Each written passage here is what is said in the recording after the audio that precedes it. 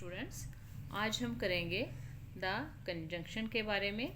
Conjunction कहते हैं का मतलब होता है मजमुआ, ठीक है। इसको हरूफ अत्फ भी कहते हैं। द कंजंक्शन हरूफ अत्फ। A conjunction is a word which joins together two words or phrase और सेंटेंस। तो हरूफ अत्फ कंजंक्शन क्या होते हैं? वो अल्फाज होते हैं जो दो अल्फाज जुमलों के हिस्सों या फ़िक्रों को मिलाते हैं, ठीक है।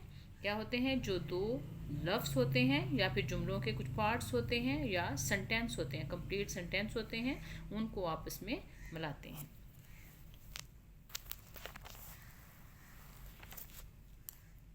मसलन and, but, because, so that, either, or, as long as, et cetera. Kinds of conjunction. अब हम देखते हैं सबसे पहले कोऑर्डिनेट कंजंक्शन के बारे में। कोऑर्डिनेट कंजंक्शन ये क्या होता है? This conjunction are use to join words. ये कंजंक्शन कहाँ पे इस्तेमाल होते हैं? To joins two words, phrase और सेंटेंस ऑफ इक्वल रैंक। ये ऐसे हरूफ अत्फ हैं जो कोऑर्डिनेट कंजंक्शन होते हैं। वो कैसे? ये ऐसे हरूफ अत्फ होते हैं जो कि दो हम पल्ला अल्फाज जो एक जैसे, जिनका इक्वल रैंक होता है, उन जुमलों के हिस्सों या फिक्रात को मिलाने के लिए इस्तेमाल होते हैं, ठीक है। जो इक्वल रैंक के टू वर्ड्स हों, जुमलों के हिस्से हों या फिर सेंटेंस हों, उनको मिलाने के लिए इस्तेमाल होते हैं कोऑर्डिनेट कंजंक्शन। दो हम पल्ला अल्फाज मतलब इस तरह से, जैसे मैं आपको मिसाल के तौर पे समझाती हूँ। मतलब अगर एक प्रिंसिपल है तो दूसरा भी प्रिंसिपल है, ठीक है। अगर एक टीचर है तो दूसरा भी टीचर है। अगर एक अमीर है तो दूसरा भी अमीर है। अगर एक गरीब है तो दूसरा भी गरीब है। यानी कि इक्वल रैंक के जो वर्ड्स होते हैं, सेंटेंस होते हैं या फिर फ्रेजेस होती हैं, उनको मिलाने के लिए ये कोऑर्डिनेट कंजंक्शन इस्तेमाल किए जाते हैं, ठीक है। इसमें आते हैं मसलन एंड, सो, बट, और, नॉर, येट, फार। इसको याद रखने का बहुत ही आसान तरीका है, वो मैं आपको बताती हूँ।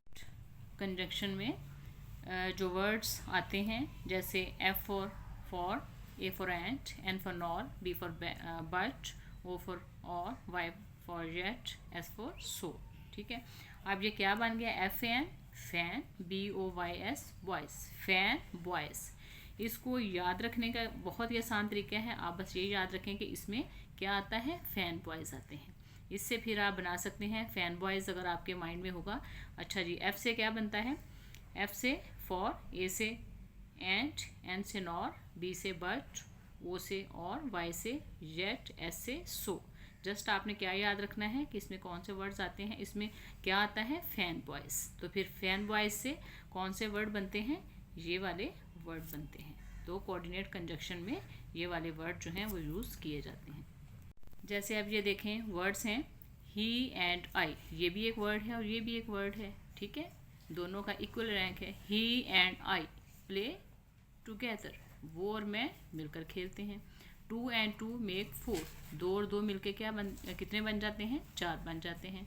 वर्क हार्ड, मेहनत करो। यू विल फेल, तुम फेल हो जाओगे। ये एक सेंटेंस है, ये एक सेंटेंस है। इसको किसने मिलाया? और ने। मेहनत करो या फिर तुम फेल हो जाओगे, ठीक है।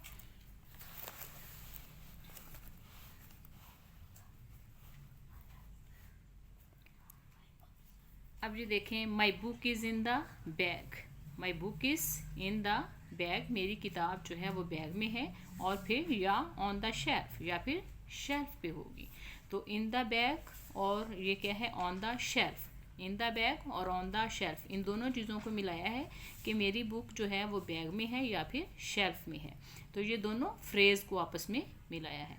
फ्रेज़ क्या होती हैं? ये सेंटेंस का पार्ट होती हैं जो कुछ जिससे कंप्लीट मीनिंग जो है वो समझ नहीं आते, जो पार्ट का हिस्सा होते हैं, जो किसी भी सेंटेंस का हिस्सा होते हैं, ठीक है। In the bag, on the shelf. तो ये क्या है? फ्रेजेस को मिलाने के लिए जो कंजंक्शन इस्तेमाल हुई है वो क्या है? और है। अब है द मैन इज़ पुअर। आदमी गरीब है, ये एक सेंटेंस है। और दूसरा सेंटेंस क्या है? ही इज़ ऑनेस्ट, वो ईमानदार है, ठीक है। इसको मिलाने के लिए कौन सी कंजंक्शन इस्तेमाल हुई है? Coordinate conjunction. बट, आदमी गरीब है लेकिन ईमानदार है। तो कोऑर्डिनेट कंजंक्शन जो है वो क्या काम करती है? दो सेंटेंस दो सेंटेंस को आपस में मिलाती है, दो फ्रेज को आपस में मिलाती है, दो वर्ड्स को आपस में मिलाती है।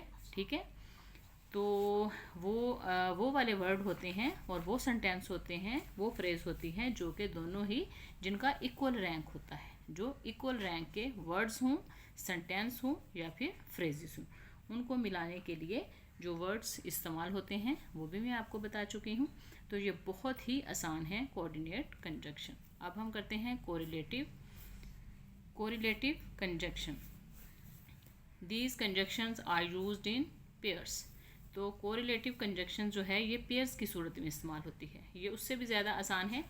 ये पेयर्स की सूरत में, जोड़ों की सूरत में इस्तेमाल होती है। अगर एक वर्ड आएगा तो साथ में दूसरा भी ज़रूर आएगा। इधर के साथ क्या आएगा, और। ये दोनों जहाँ भी एक सेंटेंस में आएंगे ये दोनों ही आएंगे। ठीक है, ये दोनों ही आएंगे, एक नहीं होगा। नीदर है और साथ में क्या है, नॉर है। दो है और उसके साथ क्या है, येट, हार्डली, व्हेन। वेदर के साथ क्या है, और। नॉट ओनली के साथ क्या है, बट आल्सो, एट्सेट्रा। इस तरह के और भी जोड़े हैं वर्ड्स के जो कोरिलेटिव कंजक्शन में इस्तेमाल होते हैं। Either he or his brother broke the glass. Either he or his brother broke the glass. या तो उसके भाई ने ग्लास तोड़ा होगा या फिर उसने। Either take it or leave it. या तो इसे ले लो या फिर इसे छोड़ दो। I do not care. मुझे कोई परवाह नहीं है। Whether you go or stay. चाहे या ख्वाह तुम रहो यहाँ पे, you go तुम जाओ या फिर ठहरो, मुझे इससे कोई फ़र्क नहीं पड़ता या मुझे कोई परवाह नहीं है। दो अगरचे he is suffering much pain, वो बहुत ज़्यादा तकलीफ़ में मुब्तला है, येट अभी तक, लेकिन फिर भी ही डज़ नॉट कंप्लेन, लेकिन उसने अभी तक कोई कंप्लेन नहीं की। She is not only intelligent, वो न सिर्फ ज़हीन है बट आल्सो हार्ड वर्किंग, बल्कि मेहनती भी है। ठीक है, तो कोरिलेटिव कंजक्शन में पेयर्स की सूरत में वर्ड्स इस्तेमाल होते हैं। अगर एक वर्ड आएगा तो साथ में दूसरा भी ज़रूर आएगा। उसके बाद है सब ordinate conjunction. These conjunctions join together the clauses of unequal rank.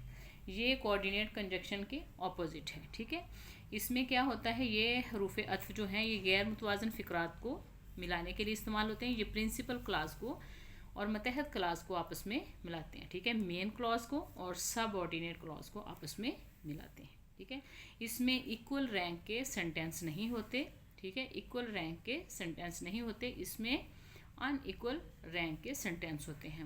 मतलब अगर एक प्रिंसिपल है तो दूसरा टीचर होगा। ठीक है, अगर एक अमीर है तो दूसरा गरीब होगा। ये मैं आपको जस्ट समझाने के लिए बता रही हूँ कि इसमें एक मेन क्लास को किसी चीज़ की ज़रूरत नहीं पड़ती, वो अपने आप में मुकम्मल, उसमें कंप्लीट थॉट जो है होता है। ठीक है, उसे अपनी वजाहत करने के लिए, अपनी बात की वजाहत करने के लिए किसी और की ज़रूरत नहीं पड़ती।